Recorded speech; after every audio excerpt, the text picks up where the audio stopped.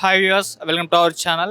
So present మనతో పాటు young author Charan పర్మి గారు ఉన్నారు. ఆల్రెడీ మనకు తెలుసు కేర్ ఆఫ్ బావర్చి, బొంబాయి పొట్టెల్ లాంటి రచనలతో తను మంచి గుర్తింపు తెచ్చుకున్నారు. అయితే ఈ బుక్ ఫేర్లో మరొక బుక్ కూడా ఆయన తీసుకురావడం జరిగింది. అదే ప్రేమం 1995 అని చెప్పేసి, ఒక టైం మిషన్ ప్రేమ కథ అని చెప్పేసి కూడా తెలుస్తుంది. మరి ఏంటా బుక్ అనేది ఒకసారి ఆయన మాటలో మనం తెలుసుకునే ప్రయత్నం చేద్దాం. అన్న హాయ్ అన్న. Hi hi. First of all congratulations, Premam లాంటి ఒక మంచి బుక్ తీసుకొచ్చావు. Thank you. సో మరి ఏం చెప్తా, ప్రేమం కాలయానం 1995 అని చెప్పేసి పెట్టావు, టైం మిషన్ ప్రేమ కథ అంటున్నావు, ఏముంది అసలు ఈ బుక్లో? అంటే ఇప్పుడు యాక్చువల్గా అందరూ నవలలకి పాఠకులు బాగా పెరుగుతున్నారనమాట ఈ రీసెంట్ టైమ్స్, గత 1 or 2 years నుంచి. సో నేను లాస్ట్ టైం చేసిన 2 books కూడా కథలే, ఓన్లీ షార్ట్ స్టోరీసే. సో నాకు కూడా చాలా రోజుల నుంచి నవల రాయాలి అనే ఫీలింగ్ ఉండేదన్నమాట. సో కొత్తగా ఒక నవల రాద్దామని చెప్పి నేను, అది కూడా వెరైటీగా ఉండాలి కదా, సో యూత్ చదివే వాళ్ళకి, అందుకోసం ఈ టైం ట్రావెల్ కాన్సెప్ట్లో రాస్తే బాగుంటుందని నాకు ఇంతకు ముందు నుంచి ఉన్న ఆలోచనలతోటి టైం ట్రావెల్ నావెల్ ఒకటి రాసే అనమాట. So love and time travel, దాంట్లోనే రకరకాల డైమెన్షన్స్ చూపిస్తూ నేను రాశా. సో టైం ట్రావెల్ అంటే కూడా చెప్పాలంటే ఇది నవల cover page. So Premam title తోటి, ప్రేమం కాలయానం 1995 సో దీని టైటిల్.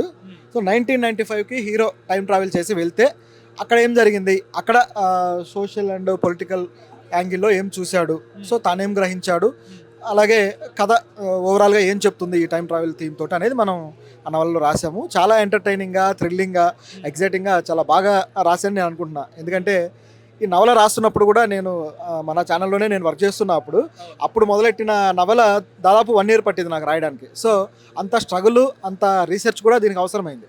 ఎందుకంటే 1995 అంటే నాకు కూడా ఏం తెలియదు, అప్పుడు నేను కూడా చాలా 1 or 2 years ఉంటాయి నాకు. సో ఆ టైం పీరియడ్ గురించి మనకు సోషల్ ఎలిమెంట్స్ అవన్నీ తెలుసుకోవాలంటే మళ్ళీ నేను రీసెర్చ్ చేయాల్సిందే. సో అవన్నీ చేసి దాంట్లోంచి తీసుకొని రాసిన ఇది కాబట్టి ఒక స్ట్రాంగ్ బుక్ తెచ్చారని అయితే నేను ఫీల్ అవుతున్నా. సో మామూలుగా మీ బొంబాయి పట్టేలు చదివితే మీ ఐడియాలజీ తెలుస్తుంది, ఒక ఐడియాలజీతో మీరు రాస్తూ ఉంటారు. మరి ఇప్పుడు ప్రేమం బుక్ అయితే ఐడియాలజీ పరంగా వెళ్ళిందా, ఎంటర్టైన్మెంట్ పర్పస్లో వెళ్ళిందా? రెండూ ఉన్నాయి. నువ్వు మంచి క్వశ్చన్ వేసావు నిజానికి. ఎందుకంటే నా కేర్ ఆఫ్ బావర్చి తీసుకున్నా, బొంబాయి పొట్టేలు తీసుకున్నా, రెండిట్లోనూ ఒక టైప్ ఆఫ్ ఐడియాలజీ, ఒక తరహా ఫిలాసఫీ, నేను నమ్మే ఆలోచనలు, ఒక తాత్విక కోణాలు అన్నీ కూడా ఉంటాయి వాటిల్లో. సో దానికి వచ్చిన అప్లాజ్ కూడా అలాగే వచ్చింది, ఒక సీరియస్ లిటరేచర్ చదివే వాళ్ళ నుంచి వచ్చిన అప్లాజ్ అది. సో నాకేమనిపించింది అంటే మన జనరేషన్ వాళ్ళకి మనం దూరం అవుతున్నాము రైటర్గా, సో వీళ్ళు ఎక్కువ మంది చదవట్లేదనే ఫీలింగ్ కూడా ఉంది. సో అందరినీ చదివించేలా చేయాలి అంటే మనం కొద్దిగా వాళ్ళకు కూడా రీచ్ అయ్యే టైప్ ఆఫ్ జానరాలో వెళ్ళాలని చెప్పేసి నేను ఇది తీసుకున్నాను అనమాట. ఇది ఎంటర్టైన్ చేస్తుంది, మనం థీమ్లోనే ఉంది. టైం ట్రావెల్ అంటే ఆటోమేటిక్గా ఎంటర్టైనింగ్ కంటెంట్, లైక్ బాలకృష్ణ గారి ఆదిత్య సినిమా కావచ్చు, 24 సినిమా కావచ్చు, సూర్య గారిది. సో ఈ టైప్లో నేను సినిమాలో ఎందుకు ఎగ్జాంపుల్ చెప్తానంటే గుర్తుపడతాను తొందరగా.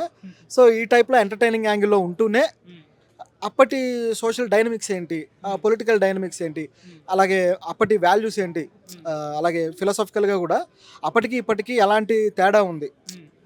సో ఈరోజు మనం మంచి అనుకునేది గతంలో మంచిలాగా కనపడలేదు, గతంలో మంచి అని ఫీల్ అయింది ఈరోజు చెడుగానో లేకపోతే అన్డెవలప్మెంట్గానో అట్లా చూస్తున్న ఒక థాట్ ప్రాసెస్ కూడా డెవలప్ అయింది. సో వీటి మధ్య ఉన్న ఆ వైరుధ్యాన్ని కూడా నాకు చెప్పడానికి ఒక మంచి థీమ్ దొరికిందనమాట. సో కాలాల మధ్య వైరుధ్యం మనం ఎంతైనా మాట్లాడచ్చు. సో ఈ నవలలో నాకు స్కోప్ ఎంత దొరికిందో అంతవరకు నేను చక్కగా రాశానని నేను అనుకుంటున్నాను. మామూలుగా టైం ట్రావెల్, ఈ టైం మిషన్ లాంటి స్టోరీస్ వచ్చినప్పుడు దాన్ని సినిమా పరంగా చూసినప్పుడు అది ఒక మంచి ఎక్స్పీరియన్స్ ఇస్తూ ఉంటుంది, దాన్ని మనం ఎక్స్పీరియన్స్ చేసి జనరేషన్స్లోకి వెళ్తూ ఉంటాం. మరి బుక్లో అటువంటి ఒక ఎక్స్పీరియన్స్ని నిజంగా టైం ట్రావెల్ చేశారు, ఆడియన్స్ కూడా చేయాలి కాబట్టి, సో దాన్ని తీసుకురావడానికి ఎటువంటి ప్రయత్నాలు జరిగాయి? ఇది యాక్చువల్గా నాకు కూడా కథ ఆలోచించినప్పుడే ఒక విజువల్ సెన్స్ తోటి ఆలోచిస్తా. సో నాకు కూడా ఏంటంటే ఇలా టైం ట్రావెల్ చేస్తాడు, ఇలా వెళ్తాడని నాకు ఒక థీమ్ కనపడుతుంటుంది అనమాట, విజువల్స్. నేను స్కెచ్లు కూడా అవే గీసా, దీంట్లో ఇలస్ట్రేషన్స్ కూడా హీరో ఎలా వెళ్తాడనేది ఆ ఇమేజ్ చూస్తే కూడా మీరు చాలా మంచి ఫీల్ ఉంటుంది మీకు. సో రాయడంలో నమ్మేటట్టుగా రాయాలి. Believability is more important for writing, fiction writing. ఎందుకంటే నాన్ ఫిక్షన్కి అవసరం లేదు, బట్ ఫిక్షన్ రైటింగ్లో అది అవసరం. అది బిలీవ్ చేసేలాగా నేను నా జాగ్రత్తలు నేను తీసుకొని రాసాను అనమాట. పైగా దీంట్లో ఉండే ఫెసిలిటీ ఏంటంటే సినిమా డైరెక్టర్ ఏది చూపిస్తే మనం అదే చూడాలి, కానీ ఫిక్షన్ రైటింగ్లోకి వచ్చేసరికి మనం రాసింది ఒక్కో పాఠకుడు ఒక్కోలా ఊహించుకుంటాడు, తనకు తెలిసిన ప్రపంచం నుంచి తాను ఊహించుకుంటాడు. సో ఇది ఇంకాస్త పాఠకులను ఇన్వాల్వ్ చేసే ప్రక్రియ అనమాట. కాబట్టి ప్రతి ఒక్కరికి అలాంటి ఇన్వాల్వ్మెంట్ ఉంటుంది, అలాంటి ఎగ్జైట్మెంట్ కూడా క్రియేట్ చేస్తుంది. అండ్ ఇప్పుడు నీ బుక్ కాకుండా ఇంకా చాలామంది ఆథర్స్ వచ్చేసారు, యంగ్ ఆథర్స్ ఈ మధ్య కాలం రాసిన ఏమన్నా పుస్తకాలు మీరు చదివారా? మీకు బాగా నచ్చిన బుక్ ఏదైనా ఉందా? రెగ్యులర్గా నేను చదువుతూ ఉంటాను, కాకపోతే ఈసారి ఈ నవల రైటింగ్లో పడిపోయి కొంత రీడింగ్ అనేది తగ్గింది. సో నాతో పాటు రాస్తున్న వాళ్ళు చాలా మంది ఉన్నారు. ఇప్పుడు రీసెంట్గా ఈరోజే ఇక్కడ లాంచ్ ఒకటి జరిగింది, మన మైక్రో కథలు అని చెప్పేసి. అవన్నీ చిన్న చిన్న కథలతోటి సాయి వంశీ తీసుకొచ్చాడు. అట్లాగే సురేంద్ర అని చెప్పేసి మరో రైటర్ ఉన్నాడు, తను కూడా కుందేరు సాక్షిగా అని ఒక నవల తెచ్చాడు. ఇక్కడ ఉన్న వాళ్ళు కూడా అందరూ చాలా వరకు నాకు తెలిసిన వాళ్ళే అనమాట, రచయితలు. చూస్తే ఇది కూడా టిడ్బిట్స్ కావచ్చు, ఇది లాస్ట్ టైం వచ్చింది, తను బాగా రాసింది, అది కూడా బాగా సేల్ అయింది. సో హిడింబి, దీని గురించి చెప్పుకోవాలి. యాక్చువల్గా దీని మీద నేను రైటప్ కూడా రాశా. హిడింబి అనేది ఒక ఆల్టర్నేట్ ఐడియాలజికల్ ఒక ఇది నుంచి రాసింది అనమాట, ఒక డైమెన్షన్ నుంచి రాసింది. అది మనకు మామూలుగా హిడింబి అంటే ఏదో భారతంలో ఏదో భీముడి భార్య ఇట్లాగే తెలుసు. అది కాకుండా వేరే అంశాన్ని చెప్పాడు అనమాట. సో అది కూడా ఒక డెప్త్ ఉన్న కంటెంట్.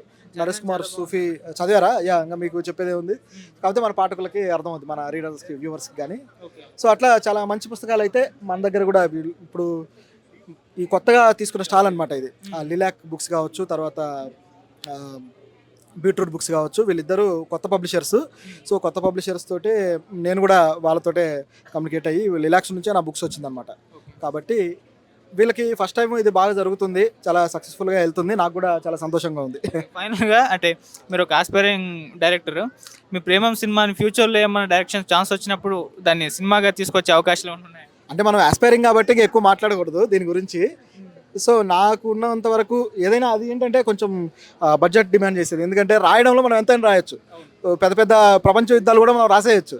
కానీ విజువల్గా అలాంటిది తీయాలంటే అది చాలా కష్టమైన పని, అది పెద్ద వర్క్ కూడా. సో చూద్దాం, మనకు టైం ఎలా డిసైడ్ చేస్తే అలా ముందుకెళ్తాం. Thank you.